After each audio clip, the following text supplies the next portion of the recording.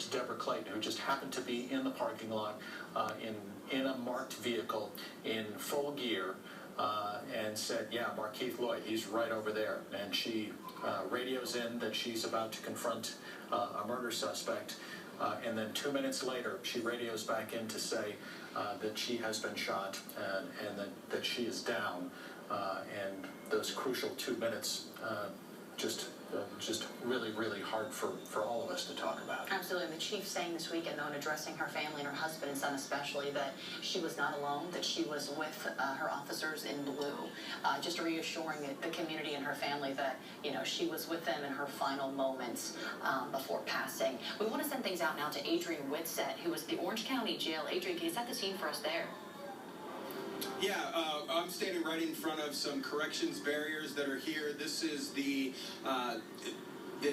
interchange, for lack of a better word right now, where they will bring in Markeith Loyd once he's done being processed at Orlando Police Headquarters, or if he needs to go to the hospital. At some point, he will be brought here to the Orange County Jail. You can see several corrections officers and other law enforcement here standing outside the Orange County Corrections van, just waiting for his arrival. Whether that's in the next 30 minutes or it's in the next 3 or 4 hours from now, we just don't know at this point.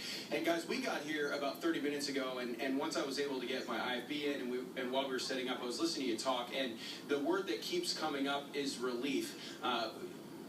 Just talking to folks over here at the racetrack that's across the street, the second I walked in there, they were talking about how relieved they were that Markeith Loyd is off the street and in police custody tonight. It's been something that over the last 8 or 9 days people have been paying attention to. There's been a number of tips, as you talked about, 12 or 1,400 tips that have come in.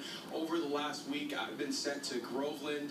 We've been on our way to Claremont. We've seen massive police responses. Even on Sunday, while we were doing the coverage for Deputy First Class Norm Lewis's funeral, we were monitoring a massive search along Lake Orlando, where police say they didn't get a tip. They were just doing police work. They were constantly looking for Markeith Loyd. I know we're still gathering details on exactly how everything went down tonight, whether it was a tip that came into Crime Line, whether it was somebody who saw him, whether it was just police work that led them to his house or where they found him tonight in the Carver Shores area.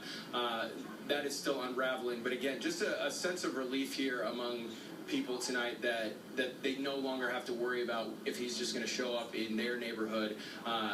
And I think likely just glad to be done talking about the search for Markeith Loyd, and they can now start to talk about what is next for him. Meredith, you had also mentioned just on Saturday, while we were watching Lieutenant Deborah Clayton's funeral services over at First Baptist Orlando, how Chief John Mina had talked about this evil man, talked about how they were going to go to the ends of the earth to find him. And it seems like, again, whether it was a tip or whether it was just good investigation and good investigative work, they did just that. They were out, they were looking for him, they were actively putting out new pictures of him and trying to get out different and maybe possibly better information so folks would want to help them catch Markeith Loyd. So again, here we're at the Orange County Jail. We don't know if he's going to be brought here relatively shortly or if it could still be a couple of hours from now, but the corrections officers and other law enforcement are surely ready for that. They are keeping us about 15 or 20 feet away from the way that he will actually be brought in here tonight. As soon as we see anything, of course, we will surely let you know on WESH.com, on Twitter, and of course, right here on air. For now, live outside the Orange County Jail, Adrian Whitsett, WESH 2 News. Adrian, thanks so much. We're going to Matt LaPointe in just a second, but Jim, after hearing Adrian's report, just last week we were talking about this one, Florida Hospital almost seemed to be on lockdown there, just in the section of the parking lot, and you saw, you know, officers out there with their long guns and their rifles and checking vehicles, and we thought, okay, this must be related to Markeith Loyd.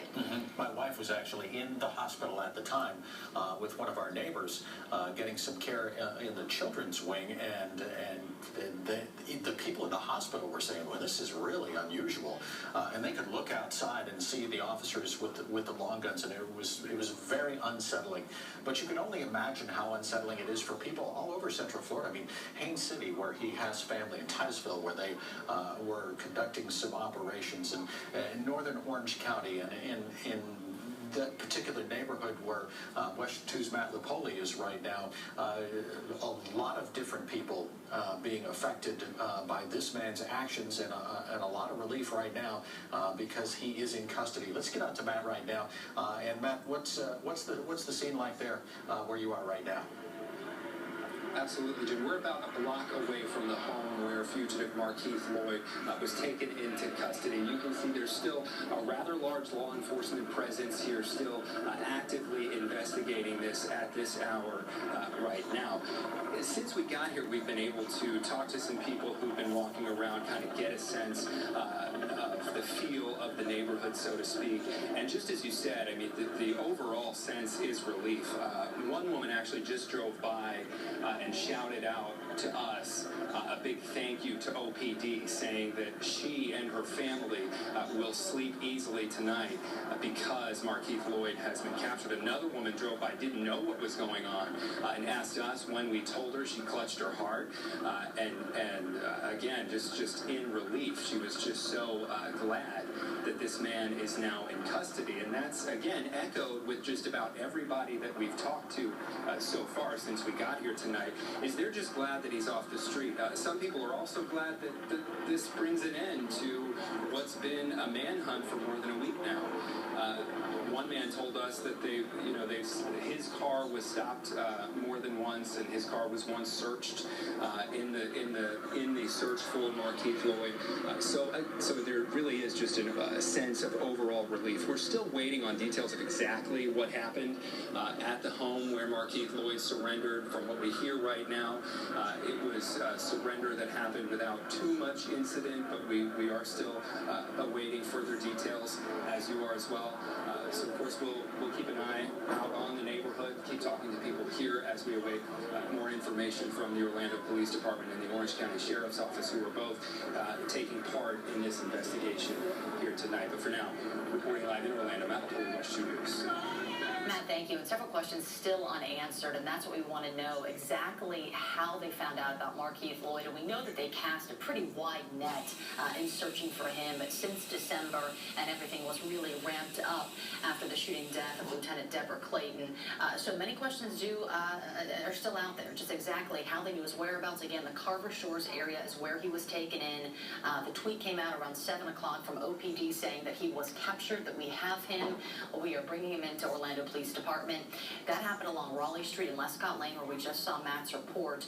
So still some police activity in that area. But we've talked about this, Jim. You know, that was really where he grew up. That's where his network was located, and the areas that he was most comfortable in. And we know that there were several areas where he had family located, and some of these searches were kind of bouncing around from Lake County to, as you mentioned, Haines City, Titusville area, with maybe possible different connections. But it sounds as though that they wanted to really hone in on potentially the women in his life, an ex-girlfriend that was brought in last week, a niece of his also that was brought in for questioning last week, and then a person that he worked with at a local restaurant. Pretty much that it was his boss named Zargi Mayan, who, according to investigators, had changed his story a few times, but saying that he pretty much provided him with some money and some food, free food, to feed him pretty much while the search was going on after the murder of Sade Dixon.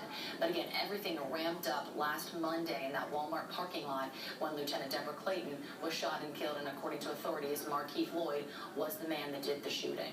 All right, Watch 2's Bob Keeling spoke to somebody who was on scene when Markeith Loyd was captured, and Bob has been giving us... We're working on getting Bob back on the phone, but he's been working his sources, and he has told us that his sources had jubilation in their voice when they talked about Markeith Loyd being captured, that Loyd offered little resistance when he was taken into custody. We've talked a bit about the new wanted poster that Orlando police put out today, showing Markeith Loyd with a shaved scalp. We think that might have been a message to Markeith Loyd saying, yeah, we know what you're doing. We're close enough to you to know that we know that you've changed your look just today. We know that he was taken into custody without any additional bloodshed, and we know that investigators, because they told us early on, they were going to start working and leaning hard on the women who have been a part of Markeith Loyd's life and his close contacts, his inner circle.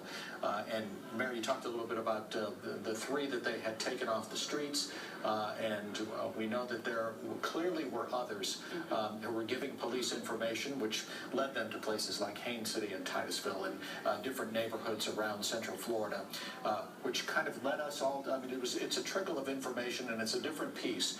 But when you put all the pieces together, we believed, and we think that you watching probably believe too, that he was here, that he was hiding out and was underground and had been doing it for about a month. And Orlando Police Chief John Mina saying from day one that they were going to find him and then they were going to catch him. And all of law enforcement making good on that pledge tonight. Yeah, in theory, potentially, that he was just kind of going from, for lack of a better word, almost safe house to safe house, where he could go and hide out for a few days and then realize when it was okay to leave maybe, and then, you know, surfacing and head somewhere else. One thing interesting, Jim, I thought was just pretty incredible. We had heard that the tips that came in, over 1,200 tips, and I know Crime Line had said before, they don't get that, maybe they get that in a month. Yeah. So to have that within a week, you know, that kind of community response. So, of course, investigators are really pressing hard on the people that they thought could potentially be aiding and abetting him, saying, listen, you're going to face the consequences, you're going to face criminal charges if you don't step up. But to see the fact that, you know, clearly they were getting some good information from these tips that were coming in. And we've done several stories about how it's difficult to kind of filter those out and realize which ones are the substantial and which ones they need to go after and which are not. But to know that, you know, over 1,200 have come in, you know, really impressive for the community to step up and say, hey, we want to catch this guy. We're on your side. You know, we want to get him behind bars, because we can clearly see that potentially he is a threat to society, as investigators have been telling us along. Yeah.